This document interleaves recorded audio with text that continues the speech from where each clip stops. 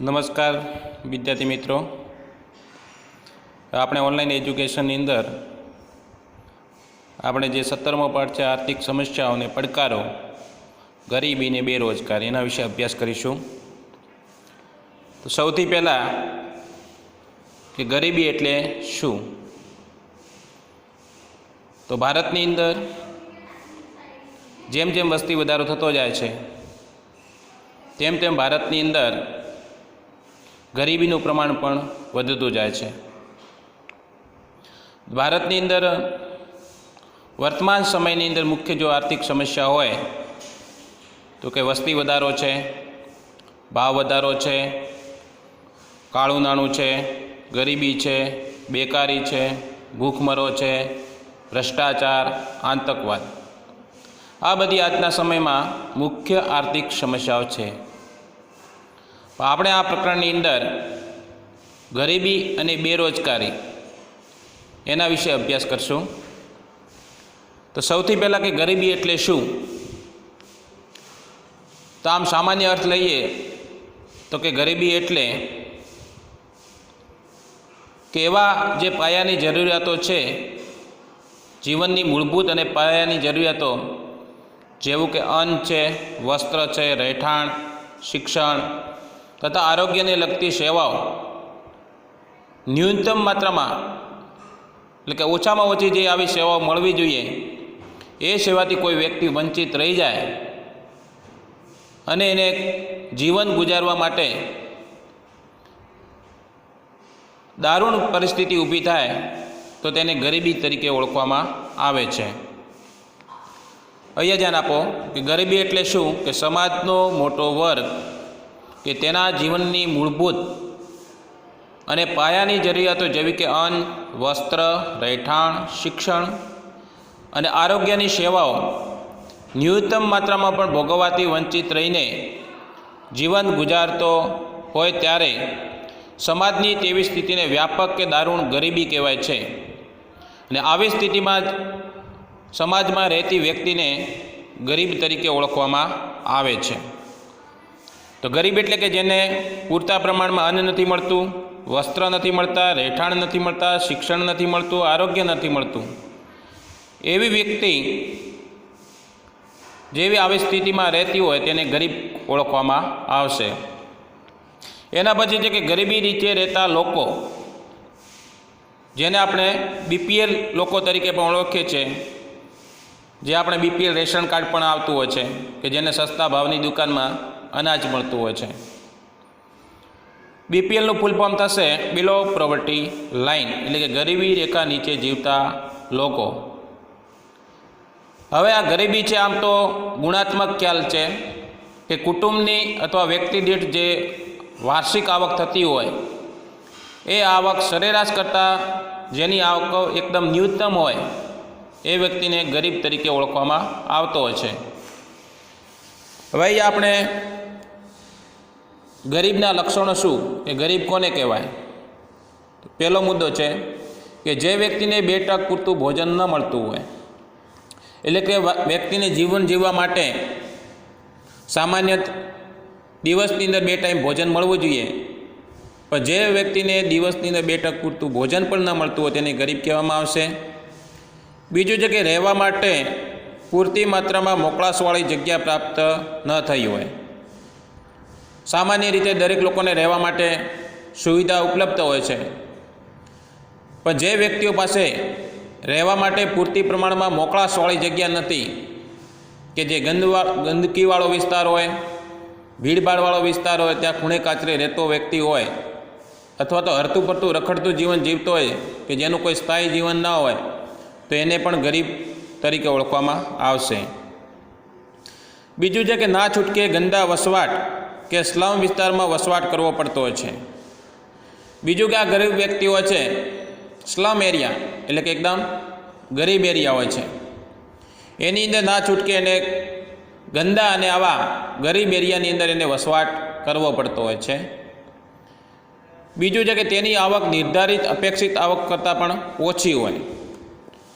સામાન્ય રીતે સરેરાશ જે માણસના જીવન નિર્વાહ માટે જે આવક જોઈએ એ આવક કરતાં જેની આવક બહુ ઓછી હોય તો એને ગરીબ તરીકે ઓળખવામાં આવશે કે ભાઈ દિવસની અંદર 2 ટાઈમ જમવા માટે જે એની પ્રાથમિક જરૂરિયાત છે, અન્ન છે, કપડાં છે, આરોગ્ય છે, એ પણ એના માટે થકી એને પૈસા પૂરતા પ્રમાણમાં ન મળતા હોય, આર્થિક આવક ના થતી હોય, તો એને ગરીબ તરીકે ઓળખવામાં આવશે. બીજું છે કે તેનું આયુષ્ય રાષ્ટ્રીય સરેરાશ આયુષ્ય દરથી પણ ઓછું હોય છે. તો ગરીબ વ્યક્તિ છે, સ્વાભાવિક છે કે એને પૂરતા પ્રમાણમાં અન્ન નહીં મળે, એટલે પૂરતા પ્રમાણમાં એના શરીરની અંદર જે પોષક તત્વો જરૂરી છે મળતા બંધ થઈ જશે, એટલે એનું આયુષ્ય પણ ઓટોમેટિક ઘટી જશે. એટલે કે સરેરાશ જે આયુષ્ય હોય, દાખલા તરીકે ભારતનું સરેરાશ આયુષ્ય 65 થી 70 વર્ષનું છે, તો આ ગરીબ વ્યક્તિ જે હશે એ લોકોનું આયુષ્ય 40 થી 50 વર્ષની ઉંમરે એ લોકોનો મૃત્યુદર વધી જશે. એટલે કે સરેરાશ આયુષ્ય કરતાં એ લોકોનું આયુષ્ય એકદમ ઓછું હશે. એના પછી છે કે જે તેનું આયુષ્ય રાષ્ટ્રીય સરેરાશ આયુષ્ય દરથી પણ ઓછું હોય, જેઓ મોટે ભાગે નિરક્ષર હોય.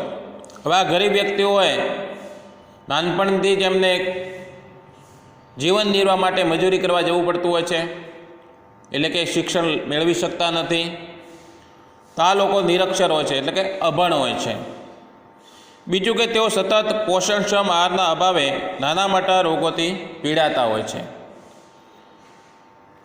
ગરીબ વ્યક્તિઓ એને પૂરતા પ્રમાણમાં અનાજ મળશે નહીં. અનાજ મળશે પણ જે શરીર માટે જરૂરી પોષક તત્વો જરૂરી છે, અલગ અલગ વિટામિન્સ, કાર્બોદિત પદાર્થોની જરૂર છે, પ્રોટીન, એની ઉણપના લીધે એ લોકોના શરીરમાં અલગ અલગ રોગો ઉત્પન્ન થશે. એટલે કે એ શરીરની અંદર પોષણક્ષમ આહારના અભાવે એમની અંદર રોગ પ્રતિકારક શક્તિ ઘટી જશે, એટલે એ નાના મોટા રોગોથી પીડાતા હોય છે. આગળ છે કે જેમના બાળકોને કુટુંબની આવકમાં વધારો કરવાની ફરજે ભણવાની ઉંમરે મજૂરી કે કામ ધંધે જવા મજબૂર થવું પડતું હોય છે. તો કે ભાઈ ગરીબ વ્યક્તિ હોય, કુટુંબની અંદર નાના છોકરા જ્યારે હોય ત્યારે ઘરની અંદર ખાવા માટે પણ પૈસા ન હોય, 2 ટકનું જમવાનું ક્યાંથી પૂરું પાડવું, તેના લીધે નાના છોકરાઓ છે એને નાની ઉંમરે બાળમજૂરી કે કામ ધંધે લગાડી દેવામાં આવતા હોય છે, જેથી કરીને બાળકો જે કંઈક આર્થિક આવક ઉત્પન્ન કરે એનાથી એ લોકોનો ઘરની અંદર જીવન નિર્વાહ શરૂ થશે. બીજું છે કે જેમના બાળકોનું કુપોષણના લીધે બાળ મૃત્યુનું પ્રમાણ ઊંચું રહેતું હોય છે. તો આ જે ગરીબ લોકો હોય છે, કુપોષણના લીધે, એટલે કે એમને પૂરતી માત્રામાં આહાર નહીં મળતા હોવાથી બાળ મૃત્યુનું પ્રમાણ પણ ઊંચું રહેતું હોય છે. બાળ મૃત્યુ એટલે કે નાની ઉંમરે મૃત્યુ થઈ જવું. એ સિવાય જે સગર્ભા માતા હોય એને પણ પૂરતા પ્રમાણમાં પોષણક્ષમ આહાર ન મળતો હોવાથી બાળકનો પૂરતા પ્રમાણમાં વિકાસ થશે નહીં. એટલે કે એની વૃદ્ધિ માટે જે જરૂરી પોષક તત્વો જરૂરી છે ન મળવાથી બાળ મૃત્યુ થતું હોય છે. એટલે કે એ લોકોની, ગરીબ લોકોની અંદર બાળ મૃત્યુ દર ઊંચો હોય છે. હવે એના પછી છે કે ભાઈ ગરીબી રેખા નીચે જીવતા લોકોનું જીવન ધોરણ ઊંચું લાવવા સરકાર દ્વારા થતા પ્રયાસો. આપણે જોઈએ છીએ કે સરકાર દ્વારા અવારનવાર આ ગરીબ લોકો છે, ગરીબ લોકોનું જીવન ધોરણ ઊંચું લાવવા માટે થઈ ને સરકાર છે અલગ અલગ કાર્યક્રમો ચલાવતી હોય છે. તો અહીંયા આપણે જોઈએ કે એના માટે કયા કયા પ્રયાસો કરવામાં આવે છે. તો કે ભાઈ ગ્રામીણ અને શહેરી બંને વિસ્તારમાં ગરીબી રેખા નીચે જીવતા કુટુંબની આવક ઘણી ઓછી હોય છે, તેવા કુટુંબોને અંત્યોદય કુટુંબો કે ગરીબી રેખે નીચે જીવતા કુટુંબ કહે છે. તો ગ્રામ્ય છે, શહેરે છે, બંને વિસ્તારમાં ગરીબી રેખા નીચે જીવતા હોય છે, બિલો પોવર્ટી લાઇન. તો એ લોકોના કુટુંબની આવક ઘણી બધી ઓછી હોય છે. તો એ લોકોને અંત્યોદય કુટુંબ અથવા તો BPL કુટુંબ તરીકે ઓળખવામાં આવતા હોય છે. બીજું છે કે સરકારે આવા કુટુંબોને ઓળખી કાઢીને રેશન કાર્ડના આધારે જાહેર વિતરણ વ્યવસ્થા શરૂ કરી છે. તો કે ગામ અને શહેરની અંદર આવા જેવા લોકો છે, ગરીબી રેખા નીચે જીવતા લોકો છે, એ લોકોને રેશન કાર્ડ આપવામાં આવે છે. ને રેશન કાર્ડના આધારે કુટુંબના સભ્ય દીઠ એ લોકોને અન્ન આપવામાં આવતું હોય છે। જેમ આપણે જોઈએ છે કે રેશન કાર્ડની દુકાને ચોખા છે, ઘઉં છે, ખાંડ છે, કેરોસીન છે, એ બધું સસ્તા ભાવની દુકાનથી એ લોકોને આપવામાં આવતું હોય છે। આ દુકાનોની વાજબી ભાવની દુકાનો કરે છે। તો કે જે આ ગરીબી લોકો છે, ગરીબી રેખા નીચે જીવતા લોકો છે, એમને જે જગ્યાએથી રેશન મળે છે તો એ જે દુકાનો છે એને વાજબી ભાવની દુકાનો કરે છે। આપણે જોઈએ છીએ શહેરની અંદર, ગામડાની અંદર પંડિત દીનદયાળ ઉપાધ્યાય અંત્યોદય યોજના એવું બોર્ડ મારેલું હોય છે। તો આવી જગ્યાથી આવા ગરીબ લોકો છે એમને રેશનની વસ્તુઓ મળતી હોય છે। એના પછી છે કે આવા કુટુંબોને પ્રતિમાસ આવશ્યક ચીજવસ્તુઓ જેવી કે અનાજ, ખાંડ, તેલ, મીઠું, કેરોસીન વગેરે પૂરી પાડે છે। આ દ્વારા તેઓનું જીવન ધોરણ ઊંચું લાવવાના પ્રયાસો થયા છે। તો કે ભાઈ રેશન કાર્ડની દુકાનમાંથી આવા જે કુટુંબો છે એમને પ્રતિ માસ દર મહિને એ લોકોને જીવન જરૂરિયાત માટેની જે ચીજવસ્તુઓ છે કે ભાઈ અનાજ છે, ખાંડ, તેલ, મીઠું, કેરોસીન વગેરે એ લોકોને આપવામાં આવતું હોય છે। તો આ દ્વારા સરકાર દ્વારા અલગ અલગ કાર્યક્રમો થકી ખાસ તો રેશન કાર્ડની દુકાનો દ્વારા સસ્તા ભાવની અનાજની જે દુકાનો છે એ દુકાનોમાંથી ગરીબી રેખા નીચે જીવતા જે આ ગરીબો છે એમને અનાજ પૂરું પાડીને એમને પૂરતા પ્રમાણમાં 2 ટકનું ભોજન મળી રહે અને એમની અંદર પોષણક્ષમ આહાર મળી રહે, જેથી કરીને બાળ મૃત્યુદર ઘટે।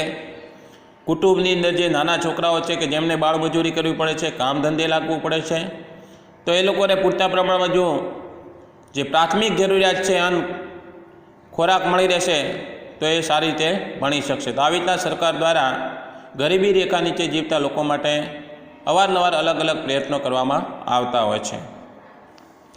હવે એના પછી કે ભાઈ આ ગરીબી છે એ ગરીબી રેખાનો ખ્યાલ સૌપ્રથમ કોણે આપ્યો? તો કે ભાઈ ગરીબી રેખાનો ખ્યાલ સૌપ્રથમ WHO નિયામક બેર્ડ ઓરેસે રજૂ કર્યો હતો। આ ખાસ પરીક્ષામાં પૂછાયેલો પ્રશ્ન છે। WHO એટલે કે વૈશ્વિક હેલ્થ માટેની સંસ્થા છે। WHOનું ફૂલ ફોર્મ થશે વર્લ્ડ હેલ્થ ઓર્ગેનાઇઝેશન। તો આ ગરીબી રેખાનો સૌપ્રથમ ખ્યાલ આપનાર WHOના નિયામક બેર્ડ ઓરે રજૂ કર્યો હતો। તો પરીક્ષામાં પૂછાય કે ભાઈ ગરીબી રેખાનો ખ્યાલ સૌપ્રથમ કોણે રજૂ કર્યો હતો? તો WHOના નિયામક બેર્ડ ઓરે આ ગરીબી રેખાનો સૌપ્રથમ ખ્યાલ રજૂ કર્યો હતો। બીજું કે ગરીબી રેખાની ગણતરીમાં કે માપનમાં હવે અનાજ, વસ્ત્ર, રહેઠાણ, શિક્ષણ, આરોગ્ય, પીવાનું ચોખ્ખું પાણી, વીજળી, સેનિટેશનની સુવિધા, વાહન પરિવહન વગેરે પાછળ થતા વપરાશી ખર્ચ અને આવકને ધ્યાનમાં લઈ કેલેરીના આધારે જીવન ધોરણની નીચે સપાટીની ગરીબી રેખા તરીકે ઓળખવામાં આવે છે। એટલે કે ગરીબી રેખાની ગણતરી માટે કે ભાઈ ગરીબ કોને ગણવો, તો એના માપન માટે કે ભાઈ એને અનાજ છે, પહેરવા માટેના વસ્ત્ર એટલે કપડાઓ છે, રહેવા માટેની સુવિધા, શિક્ષણ છે, આરોગ્ય છે, પીવા માટેનું ચોખ્ખું પાણી, એના પછી વીજળી છે, સેનિટેશનની સુવિધા, એ સિવાય પરિવહન માટે વાહન વ્યવહાર, એની પાછળ જ્યારે કુલ જે વપરાશ ખર્ચ થતો હોય અને એની સામે જે કુટુંબની આવક હોય, એટલે કે બીજું કે જીવન જીવવા માટેને જે પૂરતા પ્રમાણમાં કેલેરી મળવી જોઈએ એ બધી વસ્તુ માપદંડોને ધ્યાનમાં રાખીને ગરીબ કોને કેવો તે નક્કી કરવામાં આવતું હોય છે। કે ભાઈ કુટુંબની અંદર કુલ આવક ફોર એક્ઝામ્પલ મંથલી 5,000 રૂપિયા છે, ભાઈ એની સામે જ આવક એટલે ખોરાક પાછળ, અન્ન પાછળ, પીવાના પાણી માટે, આ બધા આરોગ્ય પાછળ, શિક્ષણ પાછળ 8,000 રૂપિયાનો ખર્ચ થાય છે અને કુટુંબની અંદર 5 સભ્યો છે, તો આવા લોકોને આવક કરતાં જાવક વધુ હોવાથી એવા લોકોને ગરીબ તરીકે ઓળખવામાં આવશે। બીજું કોઈ કેલેરીના હિસાબે કે શરીરની અંદર જીવવા માટે આપણે કેલેરીની જરૂરિયાત પડતી હોય છે, પોષણક્ષમ આહારની જરૂર પડતી હોય છે, તો જ્યારે પૂરતા પ્રમાણમાં જે કેલેરી મળવી જોઈએ એના કરતાં જો નીચી કેલેરી મળશે તો એવા લોકોને પણ ગરીબ ઓળખવામાં આવશે। હવે ગરીબીનું માપન કરવા માટે મુખ્યત્વે 2 બાબતોને ધ્યાનમાં લેવામાં આવતી હોય છે। કે ભાઈ ભારતમાં ગરીબી રેખા નીચે જીવતી વ્યક્તિઓની સંખ્યા જાણવા માટે બે રીતો છે.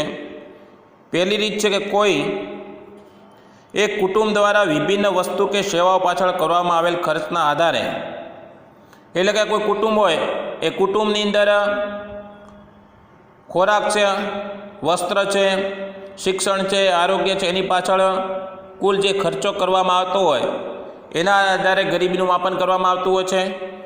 બીજું છે કે કુટુંબ દ્વારા મેળવેલા કુલ આવકના આધારે, એટલે કે કુટુંબની અંદર વધુમાં વધુ 5 સભ્ય સંખ્યા નિર્ધારિત કરી છે. એટલે કે કુટુંબની અંદર કુટુંબ કોને કહેવાય છે કે કુટુંબની અંદર 5 સભ્યો છે ને એક કુટુંબ તરીકે ઓળખવામાં આવશે. ને એ કુટુંબની અંદર મેળવેલ કુલ આવકના આધારે ગરીબીનું માપન નક્કી થશે. તો ગરીબી માપન માટેની બે રીત છે. પહેલી રીત છે કે કોઈ એક કુટુંબ દ્વારા જે ઘરની અંદર જીવન જરૂરિયાત માટે વસ્તુ અથવા સેવાની પાછળ ખર્ચ કરવામાં આવતો એના આધારે.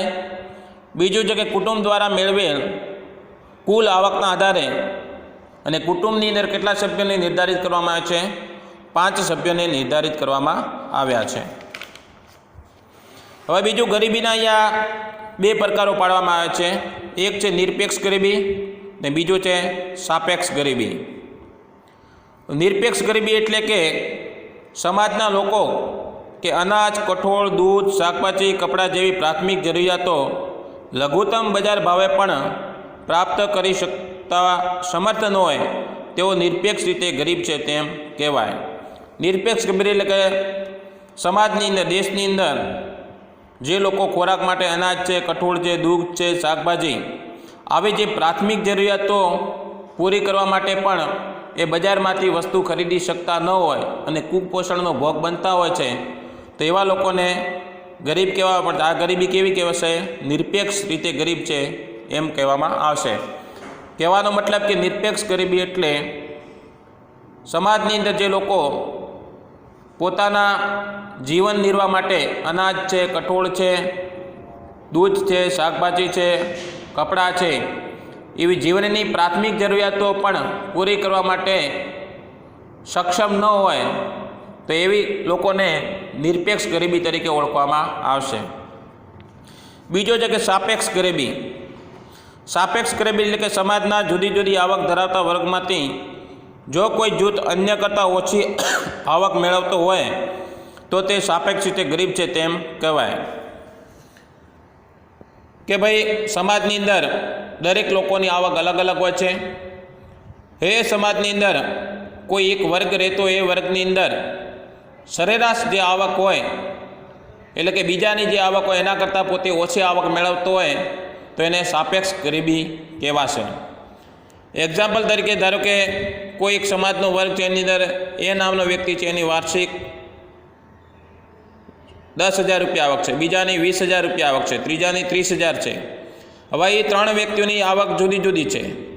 તો આપણે એમ કહી શકીએ કે બી વ્યક્તિની સાપેક્ષ એ વ્યક્તિની આવક ઓછી હોવાથી એ વ્યક્તિ ગરીબ ગણાય. તે જ રીતે સી વ્યક્તિની સાપેક્ષ એ અને બી વ્યક્તિની આવક ઓછી હોવાથી તે ગરીબ ગણાશે. તો અહીંયા કોઈ એક વર્ગની અંદર 3 વ્યક્તિઓ છે કે ભાઈ સી નંબરનો વ્યક્તિ છે, એની 30,000 આવક છે, તો એની સાપેક્ષમાં એ અને બી વર્ગના લોકો છે એ ગરીબ ગણાશે. એવી રીતના બી વર્ગના સાપેક્ષ એ વર્ગનો વ્યક્તિ છે એ ગરીબ ગણાશે. તો સાપેક્ષ ગરીબી એટલે કે સમાજની અંદર જુદી જુદી આવક ધરાવતા જે વર્ગો છે એમાંથી જો કોઈ એક જૂથ અન્ય કરતાં ઓછી આવક મેળવતો હોય તો તેને સાપેક્ષ ગરીબી તરીકે ઓળખવામાં આવશે. તો આમ ગરીબીના 2 પ્રકાર છે. એક છે નિરપેક્ષ ગરીબી અને બીજું છે સાપેક્ષ ગરીબી. હવે એના પછીનો પોઈન્ટ છે કે ભારતની અંદર ગરીબી. તો ભારતની અંદર દર વર્ષે આપણે ગરીબી રેખા નીચે જીવતા લોકોની ગણતરી કરવામાં આવતી હોય છે.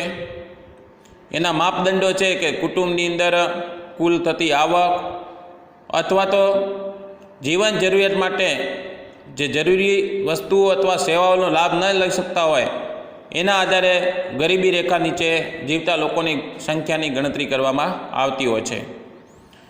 તો અહીંયા ભારતના આયોજન પંચે વર્ષ 2011 ને 22માં ગરીબી રેખા નક્કી કરવા માટે ગ્રામીણ ક્ષેત્રે માથાદીઠ માસિક વપરાશી ખર્ચ ₹816 એટલે કે કુટુંબ દીઠ ખર્ચ 4080 અને શહેરી ક્ષેત્રે માથાદીઠ માસિક વપરાશી ખર્ચ ₹1000 લેખે કુટુંબ દીઠ વપરાશી ખર્ચ ₹5000નું પ્રમાણ નિર્ધારિત કર્યું હતું. એટલે કે ભારતની અંદર જે આયોજન પંચ હતું, અત્યારે આપણે આયોજન પંચની જગ્યાએ નીતિ આયોગે સ્થાન લઈ લીધું છે. વર્ષ 2015ની અંદર જે આયોજન પંચની વ્યવસ્થા કરેલી હતી એની જગ્યાએ પછી નીતિ આયોગ બનાવવામાં આવ્યું છે. તો હવે આ વર્ષ 2011 અને 12ની અંદર જે ભારતની અંદર આયોજન પંચ હતું એને અભ્યાસ કરી અને એક આંકડાકીય રીતે આવક જે થતી હોય છે એના આધારે ગરીબી રેખા નીચે જીવતા લોકોનું એક માપદંડ નક્કી કરવામાં આવ્યું. એની અંદર કીધું કે ભાઈ જે ગ્રામ્યની અંદર ગામડાની અંદર જે વ્યક્તિની માથાદીઠ આવક ₹816 કરતાં ઓછી છે એને ગરીબ ગણવાનો રહેશે અને કુટુંબની અંદર ₹4080 કરતાં ઓછી આવક હશે એ વ્યક્તિની કુટુંબને ગરીબ કુટુંબ તરીકે ઓળખવામાં આવશે. એટલે કે એક વ્યક્તિની આવક ₹816 કરતાં માસિક ઓછી હોય એને ગામડામાં ગરીબ કહેવામાં આવશે અને કુટુંબની અંદર કુલ 5 સભ્યો હોય એ 5 સભ્યોની મળીને આવક ₹4080 કરતાં ઓછી છે તો એ કુટુંબને ગરીબી રેખા નીચે જીવતું કુટુંબ કહેવામાં આવશે. અને શહેરની અંદર કે જેની માથાદીઠ માસિક આવક ₹1000 કરતાં ઓછી છે અને કુટુંબની 5000 કરતાં ઓછી છે એવા લોકોને ગરીબી રેખા નીચે જીવતા કુટુંબ અથવા લોકો તરીકે ઓળખવામાં આવશે. હવે શહેરની અંદર ₹1000 છે તો આપણે એક કુટુંબની અંદર કેટલા સભ્યોની નિર્ધારિત કરવામાં આવે છે? 5 સભ્યોને. તો 5 સભ્યોની કુલ આવક કેટલી થશે? ₹5000. હવે 5000 કરતાં પણ જે કુટુંબની આવક ઓછી છે એને ગરીબી તરીકે ઓળખવામાં આવશે.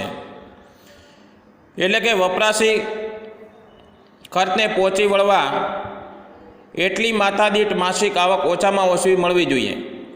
તો કે ભાઈ ગરીબ પોતાનું જીવન નિર્વાહ માટે ગામડાની અંદર એક વ્યક્તિ દીઠ ઓછામાં ઓછી ₹816 અને કુટુંબ દીઠ ₹4080 અને શહેરની અંદર માથાદીઠ માસિક આવક ₹1000 અને કુટુંબ દીઠ ₹5000 આવક હોવી જોઈએ. એનાથી જો નીચી આવક હોય એને ગરીબ કહેવામાં આવશે. આ નવા માપદંડના આધારે ભારતમાં 2011 અને 12ના વર્ષમાં ગરીબોની સંખ્યા ઘટીને 27 કરોડની થઈ હતી. તો આવી રીતના જે આ માપદંડો નક્કી કરવામાં આવેલા એના આધારે ભારતની અંદર 2011 અને 12માં ગરીબોની સંખ્યા ઘટીને 27 કરોડની થઈ હતી. એટલે એક સમયે ભારતની અંદર ગરીબ લોકો સંખ્યા 27 કરોડ હતી. બીજું કે આ ગરીબોનું પ્રમાણ કુલ વસ્તીમાં ઘટીને 21.9% થઈ ગયું હતું અને 2011 અને 12ના સમયમાં જ્યારે ગણતરી કરવામાં આવી ત્યારે ભારતની અંદર કુલ વસ્તીમાં ગરીબોનું પ્રમાણ 21.9% જેટલું હતું કે જે ભારતમાં 2009 અને 10માં ગરીબીનું પ્રમાણ કુલ વસ્તીના 29.8% હતું. તો કે 2009 અને 10ના વર્ષમાં ગરીબીનું પ્રમાણ કુલ વસ્તીના 29.8% હતું. પણ પછીથી 2011 અને 12માં જ્યારે એની ગણતરી કરવામાં આવી ત્યારે ગરીબીનું પ્રમાણ કેટલું થઈ ગયું હતું? 21.9%. આમ અંદાજે 35.47 કરોડ લોકો ગરીબીમાં જીવન જીવી રહ્યા છે. ભારતની અંદર ટોટલ અત્યારે અંદાજિત 125 કરોડ જેટલી વસ્તી છે. તો એની અંદર 21.9% લેખે કે ભાઈ 35 કરોડ ને 47 લાખ જેટલા લોકો ગરીબી રેખા નીચે જીવી રહ્યા છે. બીજું વિશ્વ બેંક જે છે, વિશ્વ બેંકે આંતરરાષ્ટ્રીય ધોરણે સરખામણી થઈ શકે તેથી 2012માં અને 2008ના ભાવોએ માથાદીઠ દૈનિક આવક $1.90 નિર્ધારિત કરી હતી. તો વિશ્વ બેંક છે જે વર્લ્ડ બેંક છે એને આંતરરાષ્ટ્રીય ધોરણો પ્રમાણે આખા વિશ્વની ધ્યાનમાં રાખી અને ભાઈ કે જે વ્યક્તિની માથાદીઠ દૈનિક આવક છે, માસિક નહીં પણ દૈનિક આવક $1.90 જેટલી હોય અને એનાથી જેની આવક ઓછી હોય તો એને ગરીબ તરીકે ઓળખવામાં આવશે. આ $1.90 એટલે અત્યારે સંભવિત $1 બરાબર ₹75 જેટલો ચાલે છે. એટલે એ કહી શકાય કે જેની આવક ₹150 કરતાં દૈનિક ઓછી હોય એને ગરીબી તરીકે ઓળખવામાં આવશે, એવું આ વિશ્વ બેંકે આંતરરાષ્ટ્રીય ધોરણે એનું માપદંડ નક્કી કરેલું. બીજું કે વિશ્વ બેંકના એક અહેવાલ મુજબ 2010માં ભારતની કુલ વસ્તી અંદાજે 121 કરોડમાંથી 32.7% લોકો ગરીબી રેખાની નીચે જીવતા લોકો હતા. એટલે કે આ વિશ્વ બેંક છે એને ભારતની અંદર 2010ની અંદર એક અભ્યાસ કરવામાં આવ્યો કે ભાઈ ભારતની અંદર અત્યારે કુલ અંદાજિત 2010ના વર્ષની વાત છે કે 121 કરોડ જેટલા લોકો વસે છે, એની અંદરથી 32.7% લોકો જેટલા ગરીબી રેખા નીચે જીવતા લોકો છે. એટલે કે એ ગરીબ લોકોની સંખ્યા અંદાજિત 45 કરોડ 6 લાખ જેટલી થશે. તો આવી રીતના વિશ્વ બેંકે જે માપદંડ કર્યું છે કે 2010ની અંદર ભારતની જે કુલ વસ્તી 121 કરોડ હતી, એની અંદરથી 32.7% લોકો જેટલા ગરીબી રેખાની નીચે જીવતા લોકો છે ને એ ગરીબોની સંખ્યા 45.6 કરોડ જેટલી થતી હતી. એના પછી યુએનડીપી 2015નો એક રિપોર્ટ રજૂ કરવામાં આવ્યો. યુએનડીપીનું ફૂલ ફોર્મ થશે યુનાઇટેડ નેશન ડેવલપમેન્ટ પ્રોગ્રામ. તો આ સંસ્થા આ વૈશ્વિક સંસ્થા છે કે જેને 2015ના વર્ષમાં એક રિપોર્ટ રજૂ કર્યો હતો કે ભારતમાં 2011 ને 12માં ગરીબીનું પ્રમાણ કુલ વસ્તીના 21.92% જેટલું હતું. પરીક્ષાની અંદર પ્રશ્ન એવો પૂછાય કે ભાઈ યુનાઇટેડ નેશન ડેવલપમેન્ટ પ્રોગ્રામ 2015ના જે રિપોર્ટ રજૂ કરવામાં આવ્યો એની અંદર 2011 ને 12ના વર્ષમાં ભારતની અંદર ગરીબીનું પ્રમાણ કેટલા ટકા હતું? તો 21.92% હતું. એ પૈકી ગામડાની અંદર એટલે કે ગ્રામીણ ક્ષેત્રે 25.7% ગરીબ લોકોનું પ્રમાણ છે અને શહેરી ક્ષેત્રોમાં 13.7% જેટલા લોકો ગરીબીનું પ્રમાણ જોવા મળ્યું હતું. તો કે ભાઈ યુનાઇટેડ નેશન ડેવલપમેન્ટ પ્રોગ્રામ 2015નો જે રિપોર્ટ રજૂ કરવામાં આવ્યો એ રિપોર્ટના આધારે નક્કી કર્યું કે ભાઈ ભારતની અંદર કુલ વસ્તીના 21.92% જેટલા લોકો ગરીબ છે. ગામડાની અંદર 25.7% જેટલા લોકો ગરીબનું પ્રમાણ છે અને શહેરની અંદર 13.7% ગરીબીનું પ્રમાણ જોવા મળે છે. એટલે કે ભારતમાં કુલ ગરીબો 26.93 કરોડમાંથી ગામડાની અંદર 21.65 કરોડ લોકો અને શહેરની અંદર 5.28 કરોડ લોકો જેટલા ગરીબી રેખા નીચે જીવતા હતા. તો આ યુનાઇટેડ નેશન ડેવલપમેન્ટ પ્રોગ્રામે જે માપદંડ નક્કી કર્યું એના આધારે એ લોકોએ જે ટકાવારી કાઢી ગરીબીની, તો કે ભાઈ ભારતની અંદર કુલ ગરીબીનું પ્રમાણ કેટલા ટકા હતું? 21.92%. એની અંદર શહેરના એટલે ગામડાનામાં કેટલા ટકા ગરીબીનું પ્રમાણ હતું? 25.7%. શહેરની અંદર કેટલા ટકા ગરીબ લોકો હતા? 13.7%. બીજું ભારતની અંદર જે આ 21.92% જે ગરીબ લોકો હતા તો એની સંખ્યા કેટલી થતી હતી?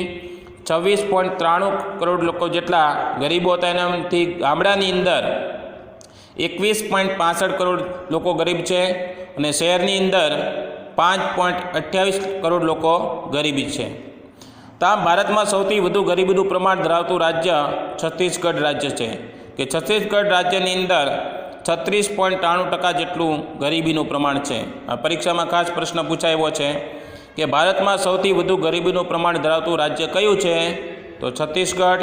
ને છત્તીસગઢની અંદર ગરીબીનું પ્રમાણ કેટલું છે?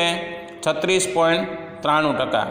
જ્યારે ભારતની અંદર સૌથી ઓછી ગરીબી ધરાવતું રાજ્ય ગોવા છે અને ગોવાની અંદર ગરીબીનું પ્રમાણ કેટલું છે? 5.09% જેટલું છે.